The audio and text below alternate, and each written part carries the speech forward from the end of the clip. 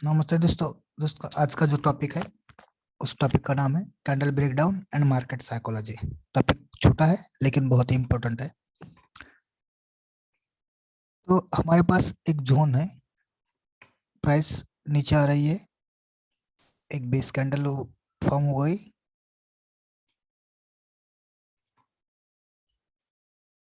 एक base candle form हो गई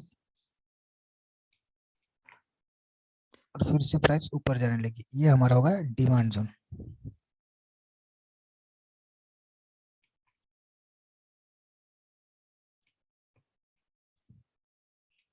डिमांड जोन, ये जो जोन है ये एक जोन है। दूसरा एक जोन है हमारे पास,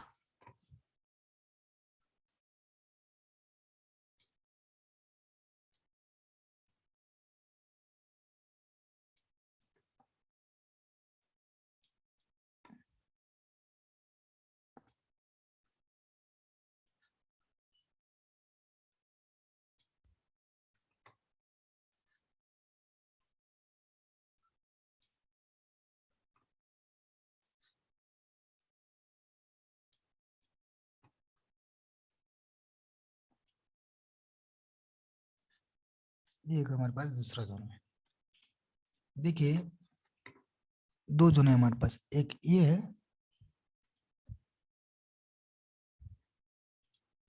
दूसरा ये है। इन दोनों में जोन में से, दोनों डिमांड जोन है, दोनों डिमांड जोन में से कौन सा डिमांड जोन अच्छा रहेगा या फिर कौन सा डिमांड जोन स्ट्रांग है? सोचिए।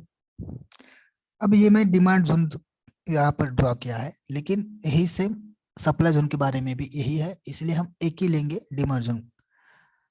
इस दो डिमांड जोन में से आपको चूज करना है कौन सा डिमांड जोन है हमारा स्ट्रांग रहेगा, जिसपे हम ट्रेड सेटअप कर सकते हैं। देखिए, यही है कैंडल ब्रेकडाउन। ये जो कैंडल प्राइस नीचे आ रही थी, बेस कैंडल एक तैयार हो गई और फिर से प्राइस ऊपर चली गई, यानी एक ही बेस कैंडल तैयार हो गई और तुरंत प्राइस ऊपर चली गई। प्राइस एक्शन देखिए, प्राइस नीचे आ रही थी, यहाँ पे जो है बायर और सेलर की फाइट हो गई और तुरंत दूसरे कैंडल से ही प्राइस ऊपर गई। यहाँ पे क्या है, प्राइस ऊपर आ रही थी, सॉरी, प्राइस नीचे आ रही थी, यहाँ बायर और सेलर की फाइट हो गई। दूसरे कैंडल में भी बायर और सेलर की फाइट हो गई। तीसरे कैंडल में भी सेम वही हुआ और चौथे कैंडल में भी बायर और सेलर की फाइट हो गई। फिर पांचवें कैंडल पे जाके प्राइस है बाउंस बैक हो गई। तो इसका मतलब क्या है? तो इससे आपको क्या पता चलता है कि कौन सा जो जोन है वो पावरफुल रहेगा? तो इसका आंसर है नंबर वन जो है, एक नंबर का जो जोन है ये पावरफुल रहेगा। वो कैसे? देखिए, प्राइस नीचे आ रही थी और बायर और सेलर की फाइट हो गई और तुरंत ही प्राइस ऊपर चली गई। यानी जो बायर थे उन्होंने यहीं पे जो है अपना स्ट्रेंथ दिखाया और प्राइस को ऊपर लेके गए। समझ में आया? दूसरे में क्या हुआ, प्राइस नीचे आ रही थी, उसके बाद बायर और सप्लाई की फाइट हो गई। दूसरे कैंडल में भी सेम वही हुआ, क्योंकि डिसाइड नहीं कर पा रहे हैं बायर स्ट्रांग है या सेलर सेलर जो है वो स्ट्रांग है, वहां पे भी फाइट हो गई। तीसरे कैंडल में भी सेम हम डिसाइड ये नहीं कर पा रहे हैं कि बायर स्ट्रांग है या सेलर स्ट्रांग है। चौथे कैंडल में भी सेम वही हुआ और पांचवें कैंडल के बाद जो है प्राइस ऊपर चली। लेकिन क्या हुआ, हमने पहले ही टॉपिक में सीखा था कि जो बेस कैंडल रहती है यहाँ पे जो है पेंडिंग ऑर्डर्स रहते हैं। जो पेंडिंग ऑर्डर्स अभी एग्जीक्यूट नहीं हुए हैं वो यहाँ पे रहते हैं। तो तुरंत ही ऊपर गई प्राइस, तो यहाँ पे कुछ जो जो भी ऑर्डर थे वो पेंडिंग के पेंडिंग ही रह गए। अब आपको लगता होगा तो यहाँ पे तो चार बेस कैंडल है या फिर मैक्सिमम बेस कैंडल है, तो यहाँ पे तो बहुत सारी ऑर्डर्स जो है पेंडिंग रहती होगी। तो नहीं, इसमें जो भी पेंडिंग ऑर्डर्स थे इस कैंडल में, तो वो पेंडिंग ऑर्डर इस कैंडल ने खत्म कर दिए। इस कैंडल में जो भी पेंडिंग ऑर्डर्स थे इस कैंडल ने खत्म कर दिए। बाकी जो थोड़ी बहुत कुछ बचे होंगे, लेकिन उतने जितने इसमें होंगे उतने इसमें नहीं। इसमें जो भी बचे ऑर्डर थे, पेंडिंग ऑर्डर्स थे, तो इसने उसको खत्म कर दिया और बाद में प्राइस ऊपर गई। तो जो भी बचे हैं बहुत कम बचे हैं। क्या हुआ यहाँ पे प्राइस एक्शन क्या हुआ कि ब्रेक डाउन हो गया। जो प्राइस का था वो पूरा खत्म हो गए, एक दूसरे ने अपने अपने ऑर्डर जो है वो खत्म कर दे। इसलिए जो एक नंबर का जो हमारा पैटर्न है वो स्ट्रांग है, 2 नंबर का जो पैटर्न है वो स्ट्रांग नहीं है। यहाँ पे मैं लिख लेता हूँ,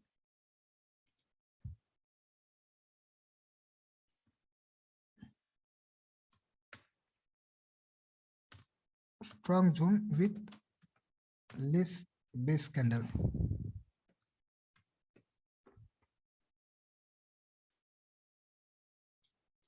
and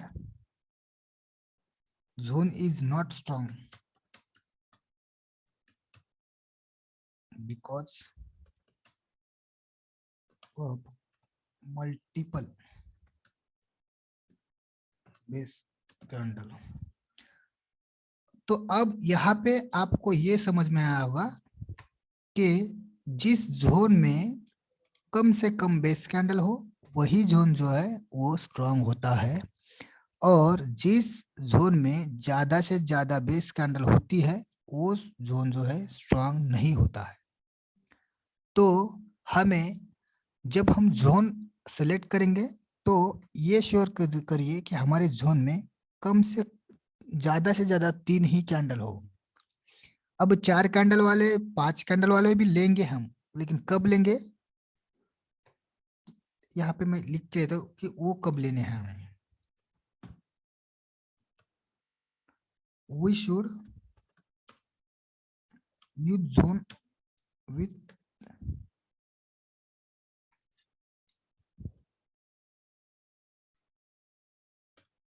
minimum base candle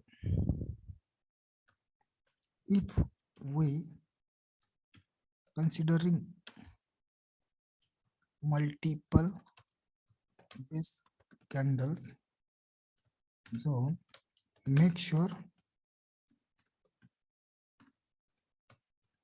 we should have a strong leg out। देखिए